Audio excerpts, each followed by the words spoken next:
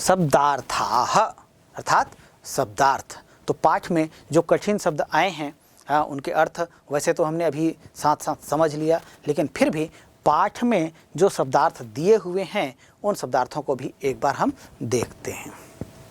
एकोनविंशतिः, एकोनविंशति का तात्पर्य होता है 19, विंशति का तात्पर्य होता है 20, एकोन एक नहीं, एकोन मतलब कैसा हुआ, एक उन, विंशति है अर्थात उन मतलब होता है कम, कितना कम, एक, तो एक कम विंशति 20 अर्थात एक कम 20 अर्थात 19। तो 19 जो होता है इस संख्या को हम 9 और 10 भी कह सकते हैं, 9 और 10 इति 19। तो या इसको ऊनविंशति भी कहते हैं। उन मतलब होता है कम, माने क्या है, विंशति मतलब 20 हुआ, तो उन मतलब हुआ कम, कितना कम, तो ऊन मतलब होता है एक, एक कम, तो एक कम 20 अर्थात एकोनविंशति भी कह सकते हैं, ऊनविंशति भी कह सकते हैं, या 9 और 10 भी कह सकते हैं। किसको, 19 को। तो यहाँ शब्द आया है एकोनविंशति है, इसका तात्पर्य हुआ 19। मंडलांतर्गते, मंडल धन अंतर्गते इति मंडलांतर्गते, संधि हुआ यहाँ दीर्घ स्वर संधि। इसी तरह से मंडलस्य धन अंतर्गते इति मंडलांतर्गते, यह सप्तमी तत्पुरुष समास हुआ। और मंडलांतर्गत इस शब्द का अर्थ होता है जिला में। मंडल का मतलब हुआ जिला, अंतर्गत मतलब अंतर में अर्थात जिला में। विभक्ति की बात करें तो मंडलांतर्गत शब्द में सप्तमी विभक्ति का प्रयोग हुआ है। दूरवस्थाम, दुह धन अवस्थाम इति दूरवस्थाम, दुह का मतलब होता है बुरा, अवस्था मतलब स्थिति, तो बुरी स्थिति अर्थात या खराब स्थिति। तो दूरवस्थाम खराब स्थिति को विलोक्य, विलोक्य अर्थात देखकर, परिभ्रमति स्म, भ्रम का मतलब भ्रम धातु है, भ्रम का तात्पर्य होता है घूमना, इसमें परि उपसर्ग का प्रयोग हुआ है, तो क्या हो गया, परिभ्रम बन गया। और लट लकार प्रथम पुरुष एक वचन का रूप है, तो रूप बनता है परिभ्रमति। और इसके साथ में स्म, स्म क्या है, यह लंग लकार का एक प्रत्यय है, या कहें कि लंग लकार बनाने वाला यह पद है जो विभिन्न लट लकार वाचक रूपों के साथ प्रयुक्त होकर के उसको लंग लकार बना देता है। तो परिभ्रमति स्म, इसका तात्पर्य हुआ घूमते थे। अहर्निशम, अहर्निशम का तात्पर्य होता है दिन रात। अवबोधयत, अवबोधयत का तात्पर्य होता है समझाया या बताया। षण्णवति है अर्थात 96, ये शब्द कैसे बनता है, षट धन नवति इति षण्णवति है, षट धन नवति, ध्यान रखिएगा, षट धन नवति इति षण्णवति है, यहाँ पर जब व्यंजन संधि है यहाँ पर, तो इसका तात्पर्य होता है 96। तो प्यारे बच्चों, अभी हमने देखा शब्दार्थ। आइए अब हम इस पाठ में जो अभ्यास दिए हुए हैं उन अभ्यासों को हल करते हैं। वैसे पाठ आपने भली भांति समझ लिया है, इसलिए पाठ से संबंधित जितने भी और जो भी प्रश्न पूछे जाएंगे उनके उत्तर आप भली भांति दे सकते हैं, देने में समर्थ हो गए हैं। फिर भी पाठ में जो अभ्यास के प्रश्न दिए हुए उन प्रश्नों को हल करते हैं। तो अभ्यास के प्रश्नों को हल करने से पहले आपको यह देखना होता है कि प्रश्नों का निर्देश क्या दिया गया है। तो प्रश्नों को निर्देश के भली भांति पढ़ें, उन्हें समझें और उसके अनुसार फिर उत्तर देने का प्रयास करें। तो सबसे पहले हम अभ्यास का निर्देश देखते हैं। निर्देश क्या है, निर्देश दिया हुआ है संस्कृत भाषया उत्तरम लिखत, संस्कृत में लिखा हुआ है। ऐसा ही जब आप विभिन्न परीक्षाओं में जाएंगे तो निर्देश जो है आपको संस्कृत में मिल सकते हैं। इनका आशय आपको पहले भली भांति समझना है कि क्या निर्देश दिया गया है और किस तरह आपको उत्तर देना है। यहाँ जो निर्देश है उसका तात्पर्य है संस्कृत भाषा उत्तरम लिखत, अर्थात संस्कृत भाषा में उत्तर दो, ये कहा जा रहा है। अर्थात यहाँ भी जो प्रश्न आएंगे उनके उत्तर आपको संस्कृत भाषा में देना है। लेकिन हो सकता है कभी किसी परीक्षा में आप जाएं तो अभी जो प्रश्न आपके समक्ष आ रहे हैं प्रश्न वे ही हों और निर्देश यदि बदल दिया जाए, क्या कि यदि कहा जाए कि हिंदी भाषा उत्तरम लिखत, अर्थात हिंदी भाषा में उत्तर लिखो, तब कैसे करेंगे। तो इसलिए यहाँ भी जो प्रश्न आ रहे हैं उनका उत्तर हम संस्कृत में तो देंगे ही, साथ ही साथ हिंदी में भी उनका उत्तर क्या होगा ये भी हमको समझना है। साथ ही साथ प्रश्न क्या है संस्कृत में भी समझेंगे और उसको हिंदी में भी समझेंगे, तब उसका उत्तर हम संस्कृत में और हिंदी में दोनों भाषाओं में भली भांति दे सकते हैं। तो प्रश्न है क गहिरा गुरोह जन्म कदा अभवत। गहिरा गुरोह षष्ठी विभक्ति का प्रयोग हुआ है, तो गहिरा गुरु का जन्म कदा, कदा का तात्पर्य होता है कब, अभवत हुआ, गहिरा गुरु का जन्म कब हुआ, यह प्रश्न है। प्रश्न संस्कृत में है तो और निर्देश भी संस्कृत में उत्तर लिखने के लिए है, तो उत्तर क्या होगा आप सबने पाठ भली भांति पढ़ा है तो इसलिए आप इसका उत्तर जानते भी हैं। तो उत्तर क्या होगा, उत्तर होगा गहिरा गुरोह जन्म। ध्यान रखिएगा प्रश्नों का जब उत्तर देते हैं तो प्रश्न की भाषा का उपयोग करते हुए हमें उत्तर लिखना है। तो जितना अंश उत्तर के लिए आप प्रश्न का ले सकते हैं उतना ले लीजिए। तो यहाँ आप देखते हैं कदा जो है यह प्रश्नवाचक शब्द है, तो कदा के स्थान पर उत्तरवाचक जो शब्द है इसको स्थापित करना है हमको। तो उत्तर लिखेंगे गहिरा गुरोह जन्म।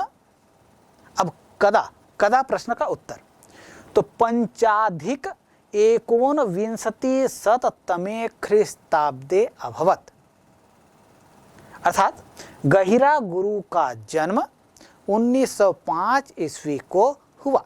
इस तरह से आप हिंदी में लिखिए, तो इस तरह से आप उत्तर देंगे तो निश्चित रूप से आपको सफलता प्राप्त होगी। अगला प्रश्न ख गहिरा गुरु कस्य स्थापनाम करोत। हिंदी में तात्पर्य होता है गहिरा गुरु ने किसकी स्थापना किया। तो गहिरा गुरु ने किसकी स्थापना किया था इसके विषय में पूछा जा रहा है। किसकी स्थापना किया था, किस संस्था की स्थापना किया था क्या है? हाँ बिल्कुल सही, सनातन संत समाज की स्थापना किया। लेकिन उत्तर आपको क्या लिखना है, आपको उत्तर लिखना है संस्कृत में।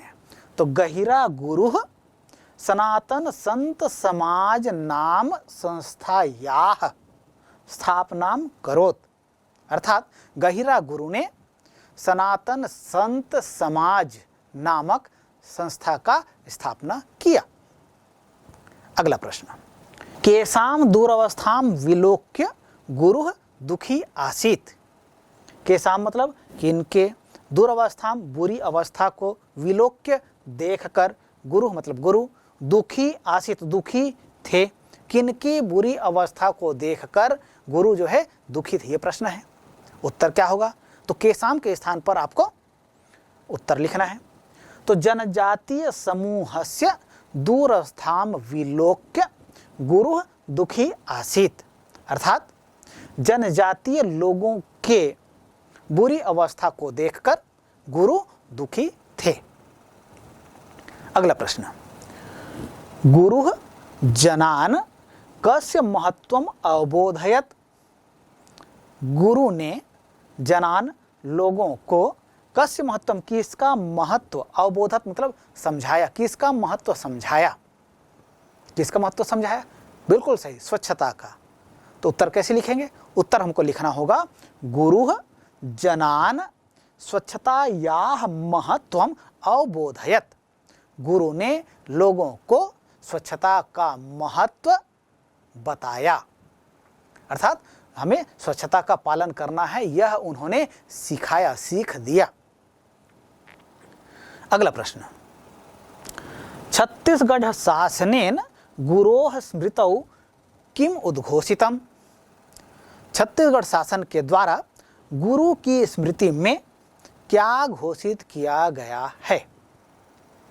तो क्या घोषित किया गया है इसके विषय में प्रश्न पूछा गया, तो उत्तर है तो छत्तीसगढ़ शासनेन गुरोः स्मृतौ गहिरा गुरु पर्यावरणम पुरस्कारम उद्घोषितम।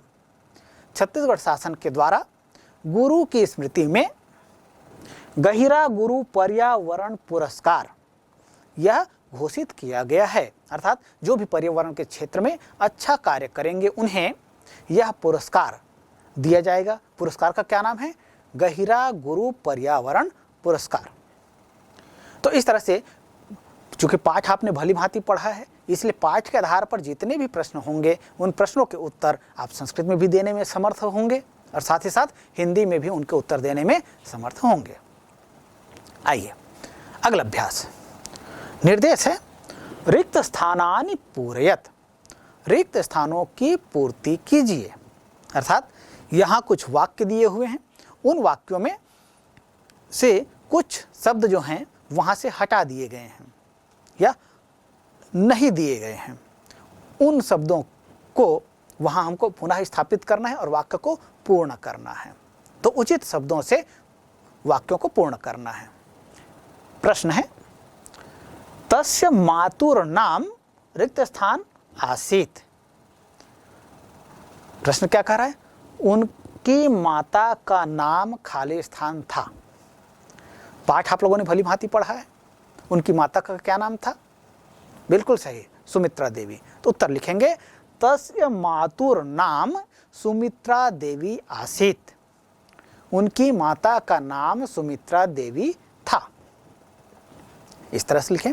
आगे बढ़ें। अगला प्रश्न है सह रिक्त स्थान नेतृत्वम अकरोत। उन्होंने रिक्त स्थान का नेतृत्व किया। किनका नेतृत्व किया, इसके विषय में पूछा गया है। तो सह जनजातीय समूहस्य नेतृत्वम अकरोत। उन्होंने जनजातीय समूह के लोगों का नेतृत्व किया। अगला प्रश्न गुरुः रिक्त स्थान अनवरतम संलग्नः जातः। गुरु दिन रात संलग्न रहते थे। किसमें संलग्न रहते थे? तो उत्तर होगा गुरुः लोक कल्याणे अनवरतम संलग्नः जातः। अर्थात गुरु लोक कल्याण के कार्यों में दिन रात लगे रहते थे। उन्होंने लोक कल्याण के लिए अपना पूरा जीवन खपा दिया था। अगला प्रश्न है तेन रिक्त स्थान संस्थापनानि। तेन रिक्त स्थान संस्थापितानि। उनके द्वारा खाली स्थान की स्थापना की गई। किसकी स्थापना की गई? तो तेन शिक्षा संस्थानानि संस्थापितानि। उनके द्वारा बहुत से शिक्षा संस्थान स्थापित किए गए। अगला प्रश्न है अद्यापि जनाः तम रिक्त स्थान स्मरन्ति। आज भी लोग उनको खाली स्थान स्मरण करते हैं। उत्तर होगा अद्यापि जनाः तम आदर पूर्वकम स्मरन्ति। अर्थात आज भी लोग उन्हें आदर पूर्वक स्मरण करते हैं, याद करते हैं। तो इस तरह से रिक्त स्थान से संबंधित जो प्रश्न हैं इनको आप हल कर सकते हैं। अगला निर्देश अधोलिखितानां पदानां पर्याय पदम पाठात चित्वा लिखत। अर्थात अधोलिखितानां नीचे लिखे हुए, पदानाम पदों के, पर्याय पदम पर्याय पद, पाठात चित्वा पाठ से चुनकर, लिखत लिखो। अर्थात यहाँ कुछ शब्द दिए जा रहे हैं, उनके पर्याय पद पाठ में कौन कौन से प्रयुक्त हुए हों उनको चुन करके यहाँ लिखना है। प्रश्न है आचार्यः। अब आपको देखना है कि आचार्यः इस अर्थ में पाठ में कौन से पद का प्रयोग हुआ है। तो पाठ आप लोगों ने भली भांति पढ़ा है, आप सबको पता है कौन सा पद है। बिल्कुल सही, गुरु। तो आचार्यः के सामने आप क्या लिखेंगे? गुरु लिखेंगे। क्यों? क्योंकि आचार्य के अर्थ में गुरु शब्द का प्रयोग पाठ में हुआ है। अगला अम्बा। अम्बा का तात्पर्य क्या होता है? अम्बा का तात्पर्य होता है माता। और पाठ में आया है तस्य मातुर नाम सुमित्रा देवी आसीत। तो मातु ये कैसे बना है? मातु षष्ठी विभक्ति का रूप है। प्रथम विभक्ति में आएंगे तो वहां पर माता शब्द का प्रयोग होता है। तो अम्बा के अर्थ में माता शब्द का प्रयोग हुआ है। तो अम्बा के आगे आप लिखेंगे माता। इसी तरह से अगला प्रश्न है गणः। गणः, गणः इस शब्द के अर्थ में पाठ में प्रयुक्त कौन सा शब्द हुआ है? हाँ बिल्कुल सही, समूह। तो यहाँ जैसे प्रयुक्त हुआ है जनजातीय समूहस्य ऐसा करके, तो गण के अर्थ में क्या है, समूह शब्द का प्रयोग हुआ है, तो गण के आगे लिखेंगे समूह। ऐसे ही पारितोषिकः, पारितोषिका के अर्थ में पाठ में प्रयुक्त शब्द है पुरस्कारः। अवदानम, अवदानम इस शब्द के अर्थ में पाठ में प्रयुक्त शब्द है योगदानम। अवदान मतलब योगदान। तो इस तरह से पाठ के आधार पर यदि पर्याय पदों को चुनने के लिए कहा गया तो आप ऐसा कर सकते हैं। हो सकता है कुछ ऐसे भी शब्द दिए जाएं जो पाठ से ही चुन कर दिए जाएं और कहा जाए कि उनके पर्याय पद चुनिए, या उनके विपर्याय शब्द, विपर्याय अर्थात विलोम शब्द चुनने के लिए भी कहा जा सकता है। इसी तरह से संज्ञा, सर्वनाम, विशेषण, क्रियापद आदि को भी पहचानने के लिए विभिन्न प्रश्न किए जा सकते हैं। आइए अगला अभ्यास क्या है। अगला अभ्यास का निर्देश है उदाहरणम अनुसृत्य वाक्यानि रचयत, अर्थात उदाहरण का अनुसरण करते हुए वाक्यों की रचना करो। यथा, यथा का तात्पर्य होता है जैसे। उदाहरण दिया है, क्या है, अहम लोक कल्याणार्थम कार्यम कर्तुम इच्छामि, मैं लोक कल्याण करने के लिए, कार्यम कर्तुम इच्छामि कार्य करने के लिए इच्छा करता हूँ, अर्थात मैं लोक कल्याण के लिए कार्य करने की इच्छा करता हूँ। ये वाक्य है। इसी तरह से अन्य वाक्यों की रचना करना है। तो हम लिख सकते हैं अहम लोक कल्याणार्थम कथाम श्रोतुम इच्छामि, या अहम लोक कल्याणार्थम कथाम शृणोमि। शृणोमि के साथ बनाना है तो क्या होगा, अहम लोक कल्याणार्थम कथाम शृणोमि। लोक के स्थान पर आप आत्मक भी कह सकते हैं या परेशान शब्द का भी प्रयोग कर सकते हैं। अहम आत्म कल्याणार्थम कथाम शृणोमि, मैं आत्म कल्याण के लिए, अपने कल्याण के लिए कथा सुनता हूँ, कथा प्रवचन आदि मैं सुनता हूँ, ऐसा कह सकते हैं। इसी तरह से नमामि, इस क्रियापद के साथ में इसी तरह का वाक्य बनाना है।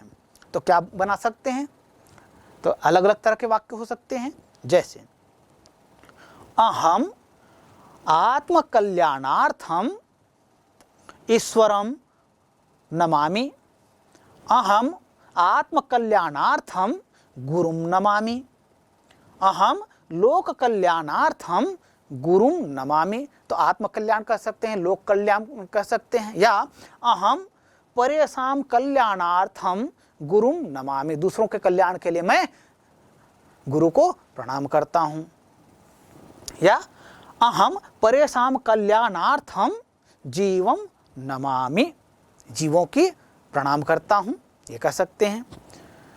ऐसे ही आपनोमि, आपनोमि मतलब प्राप्त करता हूँ, तो अहम आत्म कल्याणार्थम ज्ञानम आपनोमि, मैं आत्म कल्याण के लिए ज्ञान प्राप्त करता हूँ। ऐसे ही गृह्णामि, ग्रहण करता हूँ, इस अर्थ में वाक्य का निर्माण करना है। तो अहम आत्म कल्याणार्थम शिक्षाम गृह्णोमि, मैं आत्म कल्याण के लिए शिक्षा ग्रहण करता हूँ। ऐसे ही यामि, यामि का तात्पर्य होता है जाना, जाता हूँ, जैसे गच्छामि कहते हैं उसी अर्थ में यामि का प्रयोग किया जाता है।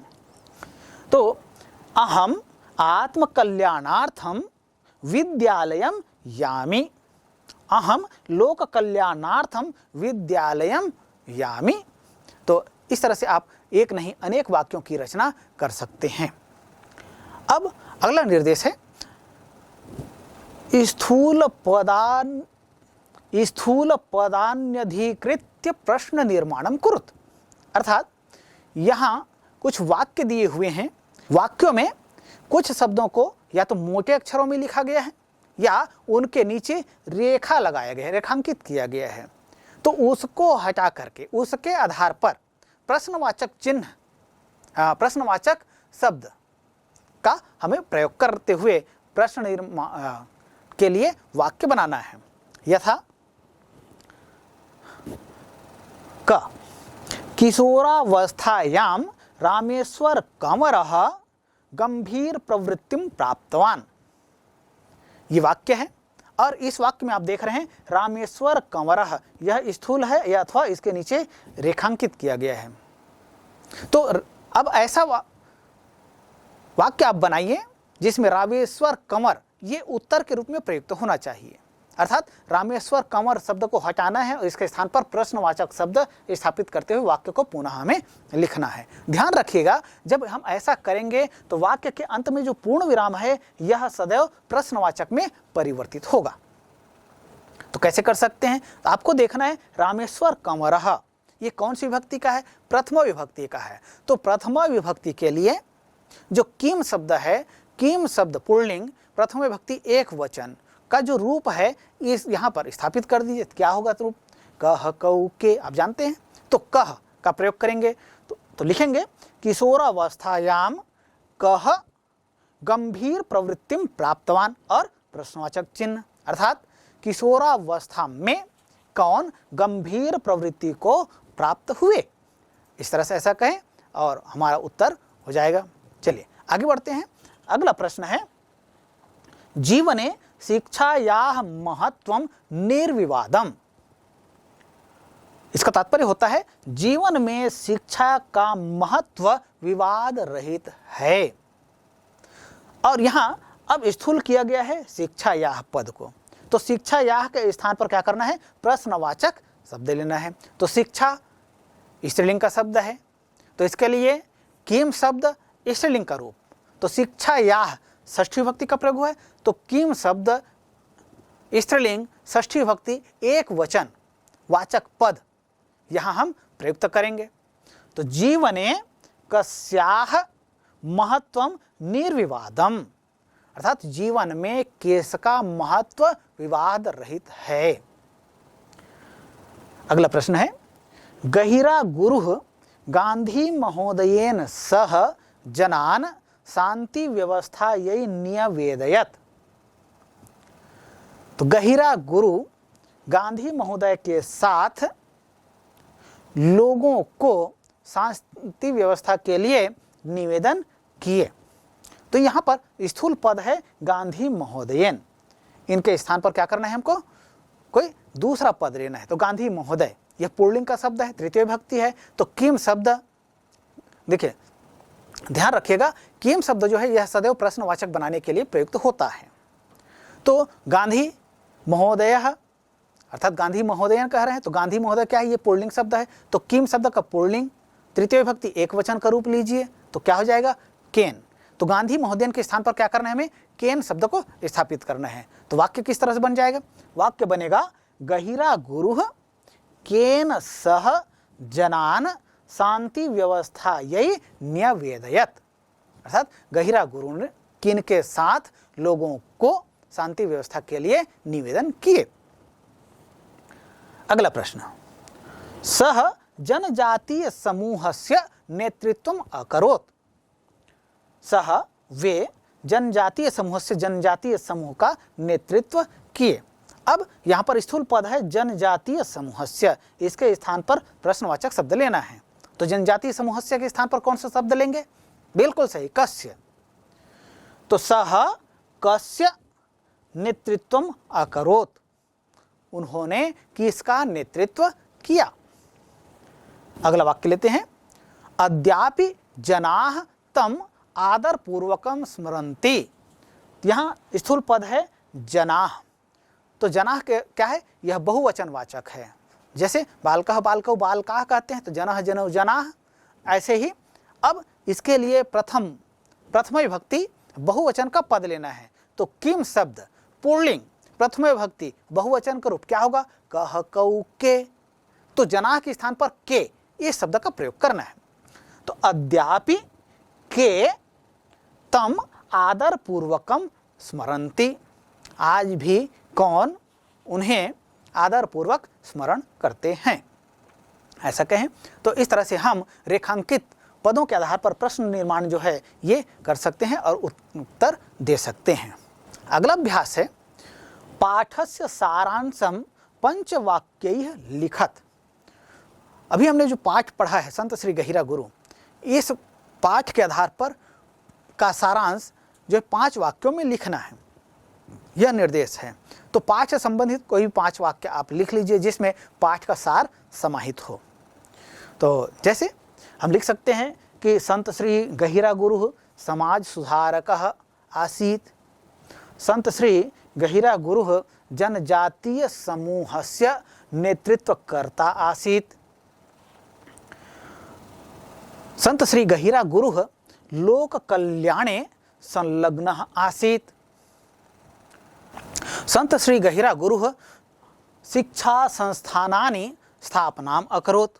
तो इस तरह से आप और अनेक वाक्य लिख सकते हैं। इन्हीं वाक्यों को आप लिखें आवश्यक नहीं है और भिन्न वाक्यों का प्रयोग कर सकते हैं। आप अपने शब्दों में नए नए वाक्य बनाकर भी लिख सकते हैं। प्यारे बच्चों, शिक्षक संदर्शिका, इसके अंतर्गत यह निर्देश है कि शिक्षक छात्रों को छत्तीसगढ़ की अन्य विभूतियों के जीवन से परिचित कराएं। तो आप सभी छत्तीसगढ़ की विभूतियों के विषय में जानते हैं। छत्तीसगढ़ में अनेक विभूतियां हुई हैं, महान लोग हुए हैं। विभूति किसको कहेंगे? जिन्होंने अच्छे कार्य किए हैं, समाज के लिए कार्य किया है, नेक कार्य किया है, जिन्होंने अपने जीवन से लोगों को या समाज को दिशा देने का कार्य किया है, इन्हें हम विभूति के नाम से जानते हैं। तो छत्तीसगढ़ में ऐसे एक नहीं अनेक विभूतियां हुई हैं। जैसे आप जानते हैं, यदि हम बस्तर के इतिहास की बात करें तो बस्तर में आप जाएं तो वहाँ गुंजाधुर और गैंद सिंह के विषय में आप जानते हैं। ऐसे ही साहित्यकारों की बात करें तो पदुमलाल पुन्नालाल बख्शी और गजानन माधव मुक्तिबोध जैसे नामों को कौन भूल सकता है। ऐसे ही यदि हम लोक संस्कृति की बात करें तो वहाँ आप देखेंगे कि तीजन बाई, देवदास बंजारे, खुमान साव जैसे लोग हैं। ऐसे ही समाज सुधारकों में बात करें या दानदाताओं में बात करें तो मिनी माता, दाऊ कल्याण सिंह जैसे लोग हैं। और ऐसे ही जो स्वतंत्रता सेनानियों की बात करें तो स्वतंत्रता सेनानियों में सबसे प्रथम नाम आता है वीर नारायण सिंह का। और ऐसे ही सुंदरलाल शर्मा, खूबचंद बघेल, ठाकुर प्यारेलाल, ये सभी हमारे छत्तीसगढ़ के महान विभूतियां हैं। इनके विषय में आप जानकारी प्राप्त कर सकते हैं। न केवल इनके विषय में बल्कि इसी तरह की और अन्य जो विभूतियां हैं इनके विषय में भी यह पाठ हमें जानकारी प्राप्त करने के लिए प्रेरणा देती है। तो प्यारे बच्चों, अभी हमने पाठ पढ़ा संत श्री गहिरा गुरु।